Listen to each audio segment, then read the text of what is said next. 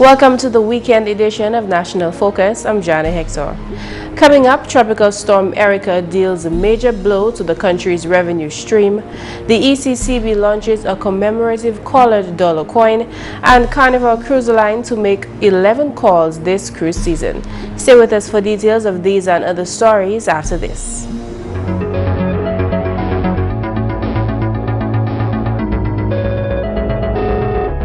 Thanks for staying with us. Tropical Storm Erika has dealt a major blow to the country's revenue stream. Honorable Prime Minister Roosevelt Skerrit confirmed this in his address to the nation earlier this week. The Dominica leader explained that impact has already been felt in VAT revenues. Government revenues are down. Expenditures are on the rise, and revenues have fallen considerably. Just to give you an example of the impact of this disaster. VAT revenues for the month of August were $10.3 million. For September, VAT revenues, originally projected at $11.4 million, stood today, 2 days before the end of the month, at $4.2 million, a shortfall of in excess of $7 million. And that scenario is replicated across government's revenue stream.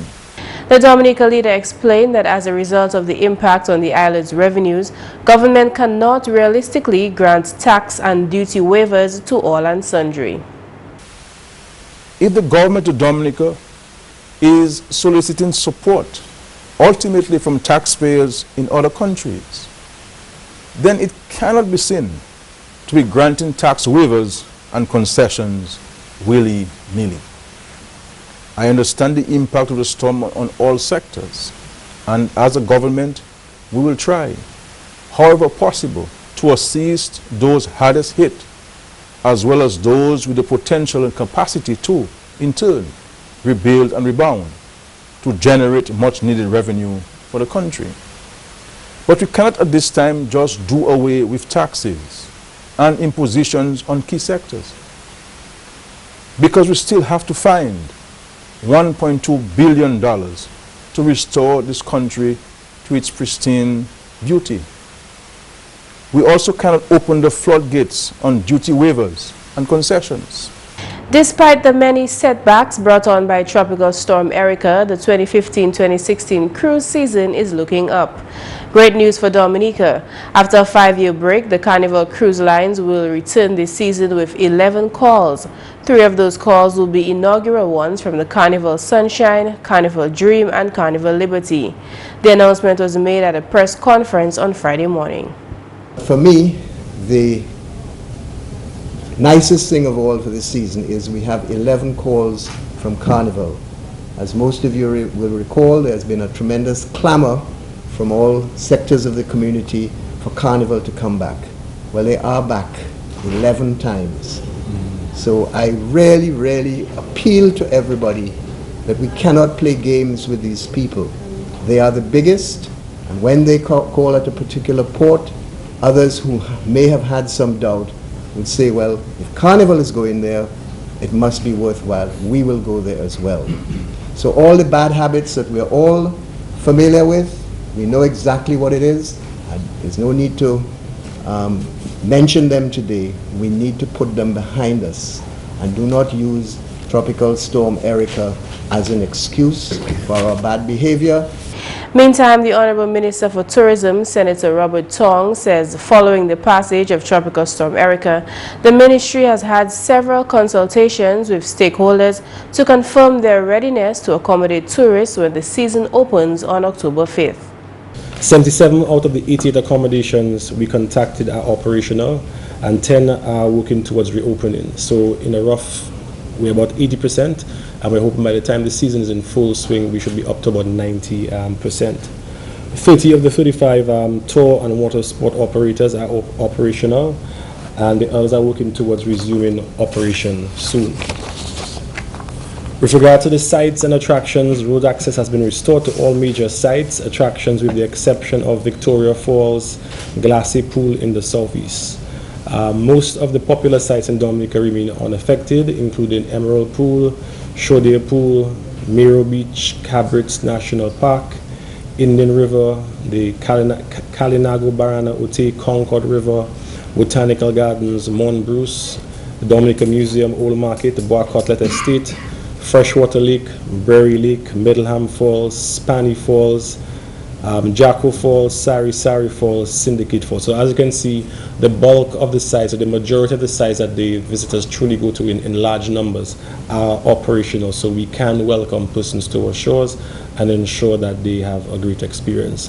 Access to the Boiling Lake and Waitukubuli National Trail still remains a challenge. Segments 1 to 5 and 7 to 10 are still closed and work is ongoing. Plans have also been put in place to ensure that tour prices are standardized. There is an organized dispatch system for tours, and every tour will be accompanied by a certified tour guide. The minister says that this is to improve the visitor experience. The Royal Princess will be the first ship to make its call to Dominica on October 5th, followed by Carnival Liberty on October 20th. A total of 9 ships will make inaugural calls to Dominica this season. This season, 174 calls are anticipated, bringing 200,000 visitors. The government of Dominica continues to be relentless in its efforts to provide potable water to each community across the island. Despite the damaging effects of Tropical Storm Erika on the island's water supply, government is progressing in its quest to make clean water accessible to all. On Tuesday, GIS News visited the community of Wesley, where a water filtration system has been established with the help of foreign partners. GIS's Tasia Flosak has more in this report. Just over 1 week following the passage of Tropical Storm Erika, a small team of field engineers and volunteers arrived on island to assist Dominica's Ministry of Health to provide clean, potable water to nationals, particularly in the Wesley community. Since then, the team has been working feverishly on the ground and has successfully established a water filtration system at the home of local resident Flora Archer. On Tuesday, GIS News met with the team, homeowner, and Labour Party caretaker for Wesley, Athenia Benjamin. Benjamin enlightened GIS News on the situation that exists in the community, still braving the effects of Tropical Storm Erika. We're getting a little better, but we still have an issue with water because the system up at Simpa, where the intake is, got severely damaged. So the WASCO is working on there, as we speak, intensely to ensure that we get potable water and pipe-borne water. The work is ongoing. I saw them working all through the weekend, and there are lots of guys from the community who, working on a day-to-day basis with them to help to restore and to build back the intake system over there. But we still have a problem. People go to the river all the time to do their laundry, to bathe. I actually was at the river on Saturday evening, washing my clothes on the stone, doing my thing. Like everybody else in the community, that's what you have to do. Edward Uring is one of the field engineers on the project, representing US-based company Deca Research Development. We were working in water purification for quite some time, and when we heard news that Dominica had been impacted by the localized flooding, we realized that there was a substantial, that we could make a substantial impact here in order to provide clean water to some of these communities that were affected by flooding. We came here because of the Ministry of Health. They provided us a lot of guidance in terms of where our machines would create the most impact. So we were told that they've seen widespread fecal coliform contamination throughout the island, and this site in particular, they felt as though we could have the maximum impact while working within a community that would be able to provide what we need in order to keep these machines operational. He says the response of residents so far has been very welcoming. For the most part, it's been extremely positive. Some of the people are a bit skeptical because they don't know that we're purifying the water. So we explain it, then we drink some, we demonstrate, and they're usually very receptive to it. So we've had a really great reception here from all of the people. Everyone's been very, very thankful and very helpful. Field engineer Zach Paul described the filtration process. This is a screen inlet. This is sitting in the river right now. This just makes sure that no leaves or plastic bags clogs it and water can still get into the piping. And the piping runs from the river all the way to this blue pump. We have a pump inside that draws all the way from the river, and that will run through the pump, then fill this large capacity tank, so we have plenty of source water to use for the machines. And then we'll go inside and we'll show you the filters that it runs through. The filters will draw out all the small pieces of stones, sand, pieces that from the river water that get turned up and sucked in. So they'll run through these small filters into this small storage tank, which each machine will draw from. The machines run on vapor compression distillation. So it'll boil the water, take the pure, clean steam, compress it, so what comes out is just pure liquid clean water. When the water comes from the tanks to the faucet, it goes through a filter first, a carbon filter, to add flavoring to the water. Because the water is so pure, some people don't like the taste of it. So we add flavoring to it, just regular earth flavor, like, you know, nothing bad or anything, no flavoring, but just to add a little substance to the water. The clean water from each machine is stored in these green inflatable bags. During the filtration process, all pathogens and water contaminants are destroyed. Together, the 3 machines produce up to 2,000 liters of clean water per day. Assisting with the project was volunteer and medical student Peter Begin, representing Team Rubicon, a non-governmental organization involved with engaging military veterans and first responders internationally for emergency relief. I was really impressed with the recovery effort that was in place, and meeting and speaking with the people that lived around the areas that were damaged. They seem to be very actively involved, and grateful for the work that Team Rubicon and DECA has been doing locally. We worked with Tina Alexander with the Dominica Cancer Society, and that she helped us distribute medical supplies as well as all hands volunteers. So besides just the water filtration, we've been able to distribute medical supplies as well. So it's really been productive, yes. And the other 2 members of Team Rubicon, Brian and Jeremiah, were very active in that as well. The team uses a system called Water View to monitor the system remotely, including water production levels, purity, and electrical consumption. DLP caretaker Benjamin is impressed by the ongoing work and thankful for the assistance extended to the community. We have 3 guys who are here from the States, and they are doing the system, they're filtrating the water, and it's going through. You have Flora here who gave the space to use, just because of her humanitarian nature, to help the community. And last night, yesterday, people came in here, they filled up their containers with, so they can have drinking water. The process is ongoing right now, so then they can replenish, so people can come back in a few hours to get some more drinking water. We have water in the rivers close by that you can use to do your daily chores. But for drinking, this would be very good. And I think it's a useful thing. I think it's a very good gesture from the guys who are here from DECA, doing a fine job in the community. Also thankful was homeowner Flora Archer, who uses the water daily.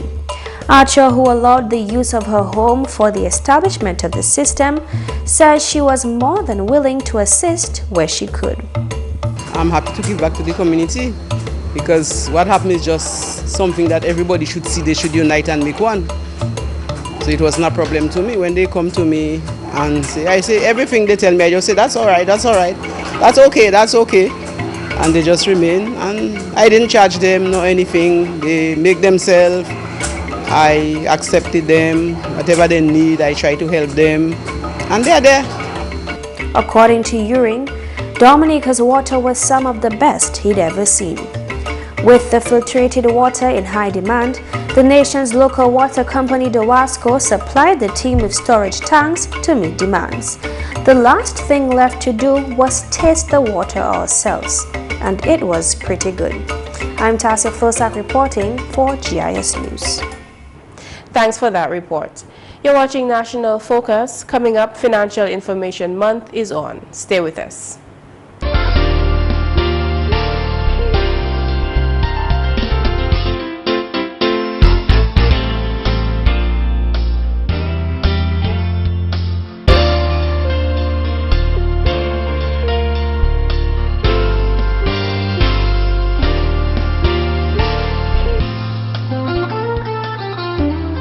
Wash your hands. I am Adora Tuse, health educator from the Ministry of Health. Proper hand washing protects against the spread of many common illnesses and germs. Wash your hands often with soap and water, or you may use a hand sanitizer. Remember, clean hands save lives. Protect yourself. A message from the Health Promotion of the Ministry of Health. Welcome back. A new pineapple variety is being introduced on the island. This initiative is being led by the Division of Agriculture in collaboration with the Nature Island Pineapple Producers Association and the BAM program. 20,000 tissue culture plantlets of pineapple variety MD2 are currently being hardened in preparation for distribution. GIS News spoke with Diana Henry, officer in charge of national pineapple production. She says work began in July.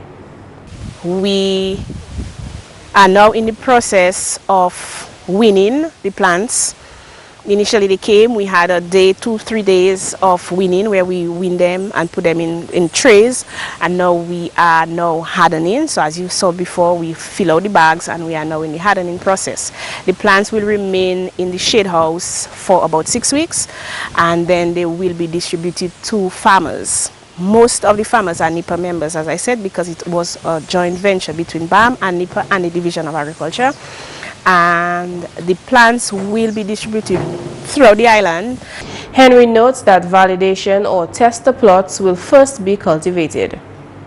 Initially, we are looking at just doing validation plots to really, since MD2, which is the tissue culture plants that we have now, are newly introduced on island, we will be doing validation plots to really see how the plants acclimatize to different areas on the island. And from as far as the south, the north, we have northeast, the east, throughout the island we will be doing validation plots. And eventually, from those validation plots, we will get information as to where best the plants are grown, and we will encourage the farmers in that locality to grow more of the pineapple. MD2 is expected to significantly boost the pineapple sector. It is one of the prime pineapples that are good for manufacturing, processing, and we have other varieties here which are good for, and we use a lot of them for the export market. But this one is very good at processing. Most of the equipments that are now being manufactured with that pineapple in mind. So it makes it quite easier. So that was really one of our #1 reasons for getting those plantlets. 20,000 more plantlets are also expected in time. Financial Information Month 2015 was officially launched on October 1st. Now in its 14th year, the event is a regional financial education campaign executed in the Eastern Caribbean Currency Union through the EECB. Children, youth, working class, and the sick will be this year's main focus under the theme Lead, Learn, Empower, Achieve, and Develop. This theme is designed to inspire and challenge all citizens to lead in order to effect the change needed to spur economic success. Business Development Officer at the National Development Foundation, Sharon Vidal Francis, notes that it is along this train of thought that the EECB will be hosting regional training workshops. Besides our local activities, the EECB will be hosting regional trainings and workshops to include teacher training symposium for managers, and train the trainers for financial practitioners. This year, the theme for Financial Information Month is LEAD, Learn, Empower, Achieve, and Develop. This theme was designed to challenge all citizens to become leaders in their respective fields in order to transform the economy positively. Marketing Officer for the National Bank of Dominica, Lisa Latouche, shared some of the events planned for this month. On the 4th, which is this Sunday coming, we're going to be having a church service at the Christian Union Church, and that is located opposite Crispy's. Everybody knows Crispy's? All right, so it's at 11 a.m. and starting this Sunday and the next Sunday and the Sunday after that. So every Sunday in the month of October, we'll be having a kids program on Kyrie FM from 12 noon. So we encourage you and those of you who have children and nieces and nephews and godchildren and all of that to listen. On the 5th, which is Monday coming. The complete calendar is available on our Facebook page.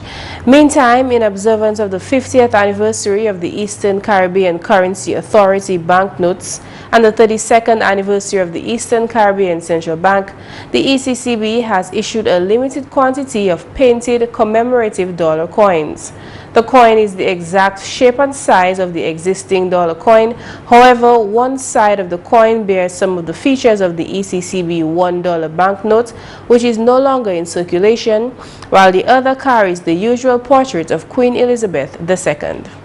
In observance of the 50th anniversary of the Eastern Caribbean Currency Authority, that's the ECCA, so 50 years ago, the EC dollar was born. So, and then the EECB is celebrating 32 years as the Eastern Caribbean Central Bank, and we are celebrating 14 years in terms of Financial Information Month. And so EECB, we will issue a limited, remember limited, quantity of painted commemorative circulation $1 coin. It's limited because we only produce X amount. So let's say we produce 1 million, but the million is not for Dominica only. It is for the other 8 countries that use the EC dollar, plus all our family and friends in the diaspora that would like to have their little souvenir. Okay, so we have that coin.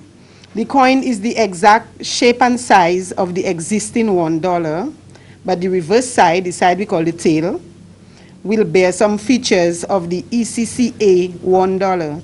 The Royal Canadian Mint, which has been minting EC currency coins for the past 5 years, used pad printing technology in the production of the new colored coin.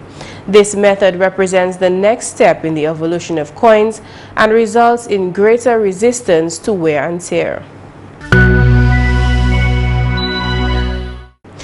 Before we leave, 2 announcements. All interested individuals of the Salibia constituency are asked to register to participate in a furniture building module to be facilitated by Mr. Alexis Prince. The training module will be launched on Monday, October 5th at the old Salibia School. For more information about the furniture building training module, please contact Cozier Frederick, Development Officer in the Ministry of Cardinago Affairs at 266-3377, 613-5518, or 245-3768. Interested persons can also contact Honorable Cassius Daru at 235-0088. Registration is now open for the January 2016 CSEC examinations. Private candidates wishing to register for this examination can now do so at the CXC Local Registrar's Office, the Ministry of Education and Human Resource Development, or the Science and Technology Building on Cornwall Street during normal office hours. Private candidates are required to have their last registration or candidate number and a pictorial ID for registration. Registration closes on October 15th. And that's the English news. McPherson St. Luce is next with the Creole highlights. Allô tout le monde, bienvenue à ces nouvelles en créole. Non moins, c'est McPherson St. Luce. Premièrement, le ministre Petit Entreprise qui a considéré développer Petit Entreprise par Association non des habilités Dominique. Si le ministère était prise, honorable Roselyne Paul, discussion chaîne et puis association là, qui concerne ça. Content Murphy, Mrs. Nafali Murphy dit, nous tenons chaîne meeting avec eux. Kono c'est un ministre qui est neuf, mais nous doit pour faire certain tout le monde Dominique ça participer à développement Dominique. Nous pas ça quitter à monde qui ni disabilité derrière. So nous tenons un meeting, nous parler contre différents projets Dominica Association of Disabled People. Ça fait qui entreprise ça want qui ça fait et nous ka aider yo pour développer un business plan qui nous ça supporter future.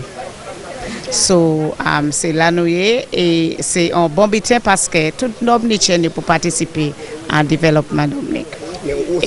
Et pour yo ça aider mamio faire un petit l'argent pour aider mamio.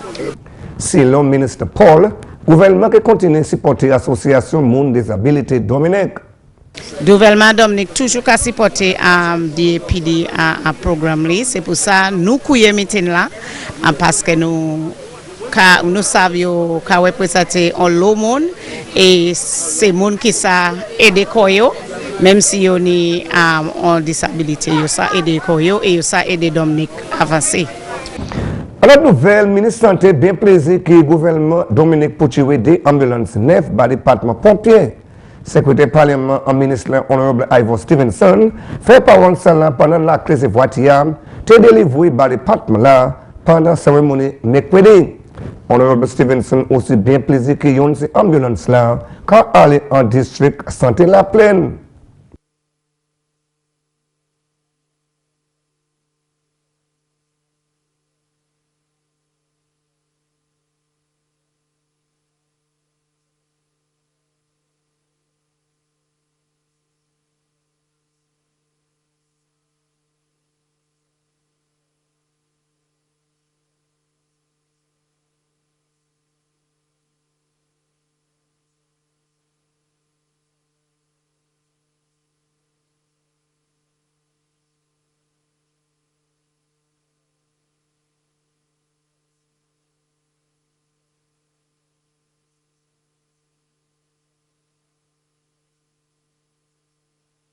Honorable Stevenson a également coué à ses pompiers pour servir ses voitures et puis précaution.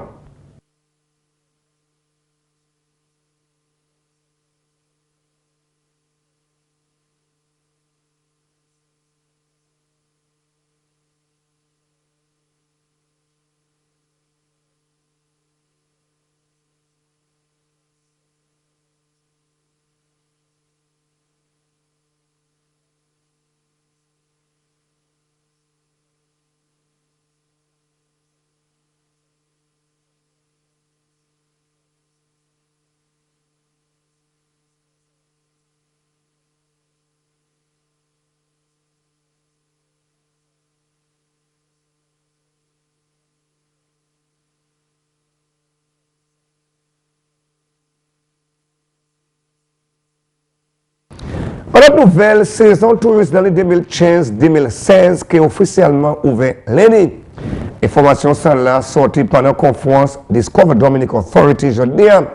C'est le ministre touriste, Sénateur Honorable Rubicon, pays là a pris 80% par an pour saison 9 là, quand pour en considération courte Erika qui affecte le pays. Aider une l'occasion touriste qui bien paré a donc expérience ces problèmes mais il travail mettre bagaille en place content qu'à aller ministre Tong aussi fait parole que network chimie pour l'occasion touriste aussi en ordre pour accommoder touristes plaisir l'occasion touriste pas affecté et puis aussi paré pour accommoder touristes yo bagaille qui autant significant c'est bagaille à carnival qui a retourné saison salam et puis once calls 3 jours inaugural, ça c'est, il y a venu pour la première fois. 200 000 touristes qui expectent pour venir saison 9 là. Premier bateau touriste là qui est en Laward, Woodbridge Bay en Wozo, lundi. Et puis finalement, ancien Premier ministre Rosie Douglas qui a changé pour travailler du bout pour peuple indigène Wallatin. Douglas une chaise l'année depuis il passé. Madame Afflin Douglas Murdoch a cessé Premier ministre Douglas qui a bien changé Premier ministre là. ITM c'est mon original, traditional moun qui premier moun Dominique, premier moun en North America aussi, c'est Indians là. In fact, c'est moun l'Amérique te mette by honorary medal pour yo koy Mohawk Chief puis c'était point tout problèmes you avait mené pour moun qui ça fait un bitin ba yo et ben c'est même bitin fait in Kalinago c'est moun Palinago yo aimé yo te ka koy Papa Rosie puis si point autant interest cause you avait aller là et c'est voir comment il ça fait yo pli cause yo pli meilleur fait la vie yo meilleur il était toujours comme ça c'est il parlait de rien pour quoi almost selfless to a fault non que ça peut-être you know. Messieurs, mesdames, ça c'est tout pour nouvelle en créole pour à présent. Mais moi, c'est McPherson Saint-Luce. Un bon week-end. Au revoir. Coming up next, a tip to learn faster. If there is something you would like to memorize or learn, like a new language, the world map, or an inspiring thought, make it your desktop wallpaper. By seeing the image throughout the day, you will begin storing it both consciously and unconsciously. And that's all for this edition of National Focus. We always welcome your suggestions and comments. Drop us an email at gis@dominica.gov.dm or visit our website news.gov.dm. Like our Facebook page, facebook.com/GIS News Dominica, and follow our Twitter at GIS Dominica. You can also catch up on past National Focus newscasts on our GIS Dominica YouTube channel. From all of us here on the GIS News production team, I'm Jarna Hector. Thanks for watching and stay safe this weekend.